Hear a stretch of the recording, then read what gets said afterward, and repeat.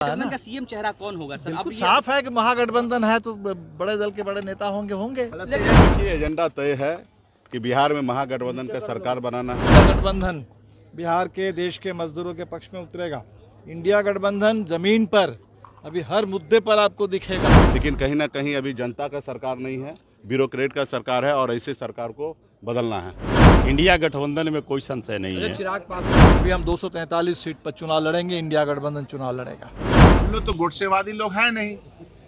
महात्मा गांधी को मानते हैं, महात्मा गांधी के हत्यारों को तो मानते नहीं हैं, उनके विचारों को।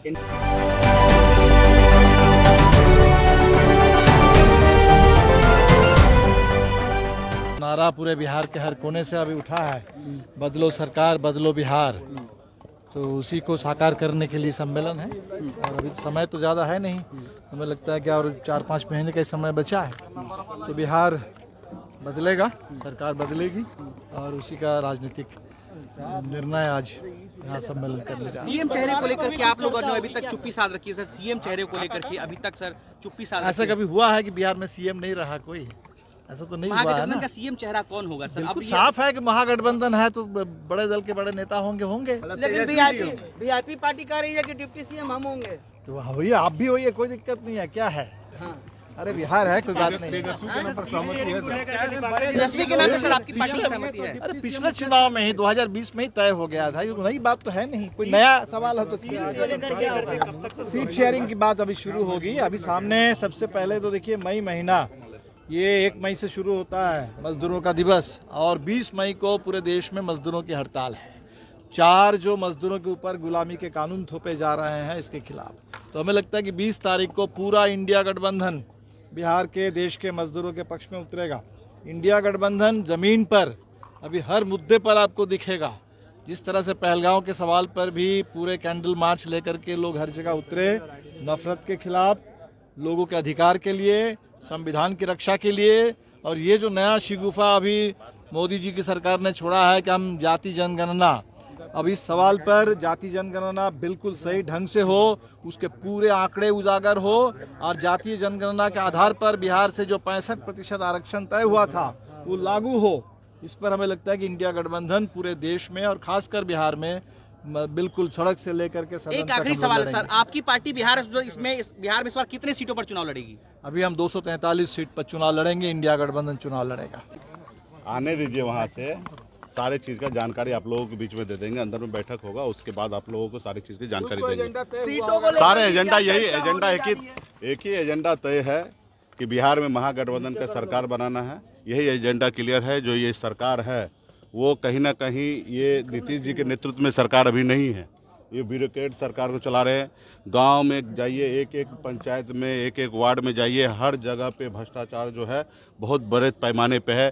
किसी का बगैर पैसे पे काम नहीं हो रहा, क्योंकि अफसर जो है उनको मालूम है कि हम 60 साल के लिए फिक्स है, जब रिटायरमेंट 60 साल के बाद होंगे। और नेता के पास एक जवाबदेही होता है कि 5 साल जनता के बीच में अच्छा काम करे, अच्छा डिलीवरी दे, ताकि जनता दोबारा उनको चुने। इसलिए जनता मालिक बनाया गया संविधान में। लेकिन कहीं ना कहीं अभी जनता का सरकार नहीं है, ब्यूरोक्रेट का सरकार है और ऐसे सरकार को बदलना है। आप डिप्टी सीएम बनने जा रहे हैं, वो सब आने वाले समय में क्लियर हो जाएगा। कोई चीज पे सस्पेंस नहीं है, सब अंडरस्टूड है। जिनके पास वोट है, जिनके पास ताकत है, वही व्यक्ति लीड करेंगे। देखिए, कहीं पे कोई संशय नहीं है और ये सारी चीज़ों की ब्रीफिंग मीटिंग के बाद सभी इंडिया गठबंधन के जो सम्मानित नेता हैं वो आपको ब्रीफिंग कर देंगे। और ये सब संशय भारतीय जनता पार्टी और इंडिया गठबंधन करते रहती है। इंडिया गठबंधन में कोई संशय नहीं है। चिराग पासवान को लेकर कहा जा रहा है कि विधानसभा का चुनाव लड़ेंगे बिहार में। देखिए सब लोग स्वतंत्र हैं भाई, कोई कहीं भी लड़ सकते हैं। इस पर क्या टिप्पणी किया जा सकता है? वो स्वतंत्र है, उनकी पार्टी है। वो विधानसभा का चुनाव लड़े या मुखिया का चुनाव लड़े, उस पर हमारा क्या टिप्पणी हो सकता है? एकदम कोई प्रेशर पॉलिटिक्स नहीं है। इंडिया गठबंधन पूरी मजबूती से, एनडीए का देख लीजिए किस तरह से प्रेशर पॉलिटिक्स है, वो सब लोग जानते हैं। ये जो हमारे फौज मुख्तलिफ पार्टी का जो समूह काम करता है, अध्यक्ष जन सबसे इम्पोर्टेंट होता है, ब्लॉक अध्यक्ष जन बहुत ही इम्पोर्टेंट होता है। तो सबके साथ एक विमर्श होना बहुत आवश्यक है, ताकि इन्वॉल्वमेंट का लेवल बढ़ा रहे, फिर उसकी मॉनिटरिंग हम लोग करते रहें, क्योंकि मौजूदा सरकार, बिहार सरकार को हटाना समय की आवश्यकता है। ये उसी की प्रक्रिया का एक सॉलिड फंड है। दो महत्वपूर्ण इशू है, सीएम फेस और सीट से। ये सब आप लोग के लिए महत्वपूर्ण है, हमारे लिए महत्वपूर्ण है कि मौजूदा सरकार के कैसे हारे, कैसे दलितों का सम्मान, दलितों का रिजर्वेशन बहाल हो सके, कैसे अति पिछड़ा वर्ग को ताकत मिल सके, हमारे लिए मुद्दे हैं। ये दोनों चीज़ें भी तय हो जाएंगी, हमारा मन जब करेगा तब करेगा। तो आज भी फैसला होगा कि नहीं?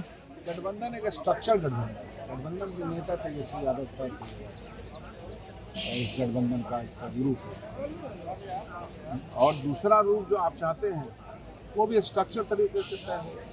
हड़बड़ाहट हमको कुछ नहीं।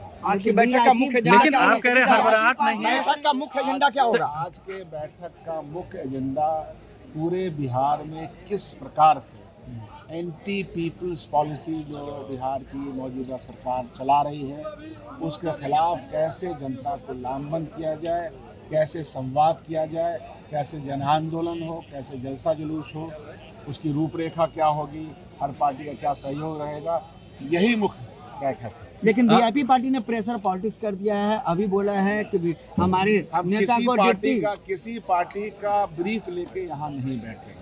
लेकिन डिप्टी सीएम मांग रहे हैं। संजीदा लोग हैं हम लोग, कांग्रेस पार्टी संजीदगी और गहराई के साथ अपने कदम को आगे बढ़ाती है। कोऑर्डिनेशन की कमी दिखती है ना, आप लोग कुछ बोलते हैं, वीआईपी और मालिक कुछ बोलते हैं, इस तरीके से क्यों स्थिति है?